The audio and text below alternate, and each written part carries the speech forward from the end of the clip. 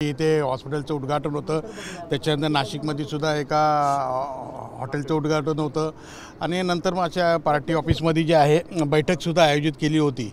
परंतु दादा जे आहेत महालक्ष्मी रेसकोर्सवर पोचलेले होते, परंतु जूवरूनच ते हेलिकॉप्टर न आल्यामुळे त्याच्यामध्ये तांत्रिक बिघाड झाला, मग उशीर होत गेला आणि मग अजूनही ते हेलिकॉप्टर न आल्यामुळे हेलिकॉप्टरमध्ये झालेल्या तांत्रिक बिघाडामुळे नियोजित जो कार्यक्रम आहे तो रद्द करण्यात आलेला आहे. पुढचे कार्यक्रम कोणाच्या हस्ते होणार आहे? आता या घोटीच्या इथे हॉस्पिटलचं उद्घाटन जे आहे ते आमदार साहेबांच्या हस्ते आता आम्ही करून घेऊ आणि बाकीचे कार्यक्रम जे शहरातले आहेत त्या भुजबळ साहेब जे आहेत ते अटेंड करतील. साहेब, खरं तर नाशिकमध्ये खूप दिवसांनी अजितदादा आणि भुजबळ साहेब एकत्र येणार होते, दौरा रद्द झालेला, बॅनरबाजी सुद्धा करण्यात आली होती सन्मानाने.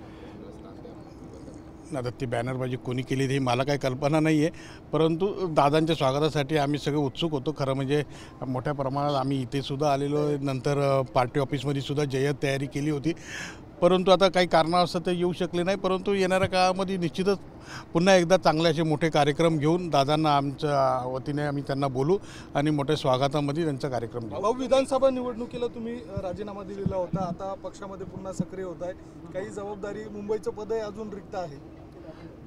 राजीनामा मी दिला होता, परंतु अजून तो स्वीकारला गेलेला नाही आहे, म्हणून मी पक्षातच आहे.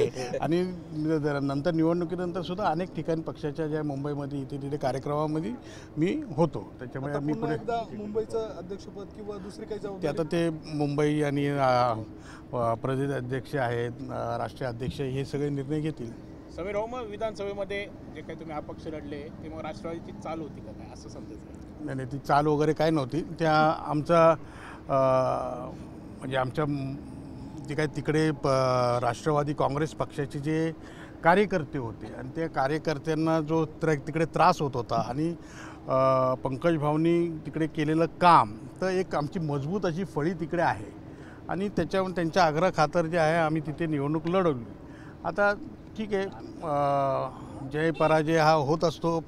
शेवटी पुन्हा एकदा राजकीय क्षेत्रामध्ये असल्याकारणाने पक्षाचं काम आणि समाजाच्या दृष्टीने आपण समाजाला जे देणं लावतो की सामाजिक काम हे करत राहणं हे आपलं कर्तव्य आणि त्याप्रमाणे आपण पुढे कर्तव्य पार पडत राहू. अलीकडच्या काळामध्ये आणखीन एकदा आवडेल का मुंबई अध्यक्षपदावर काम करण्यासाठी? नाही, आता असं आहे की आता मुंबईच्या लोकांची पण इच्छा आहे, परंतु नाशिकच्या लोकांची पण इच्छा आहे, त्याच्यामुळे आता आमचे नाशिकचे आणि मुंबईचे कार्यकर्ते मिळून ठरवतील काय करायचं. गेल्या काही दिवसांपासून तुम्ही येवला मतदारसंघामध्ये देखील ॲक्टिव्ह झालेला आहात, विविध ठिकाणी भेटीगाठी असेल, कामांचा आढावा असेल, काही राजकीय समीकरण बदलत आहे का? छगन भुजबळांना दिल्ली दरबारी काही वेगळं आता अजून त्या सगळ्या गोष्टीला फार वेळ आहे आणि येवल्याला मी आजच जात नाही, गेल्या किती अनेक वर्ष जे आहे मी तिकडे जातो. येवल्यामधले जे काही महत्त्वाचे प्रकल्प झाले त्याच्यामध्ये माझा सिंहाचा वाटा आहे, म्हणजे त्याचा प्लॅनिंग, त्याच्यानंतर एज्युकेशन, नंतर ते कम्प्लिशन, या सगळं कामं मीच केलेली आहे. त्याच्यामुळे काही नवीन नाही आहे की मी येवल्याला जातो.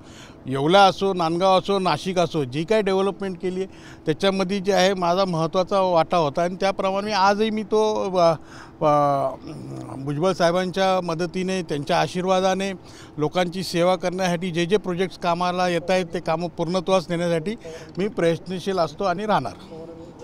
Okay, thank you. तुम्ही पेट्रोल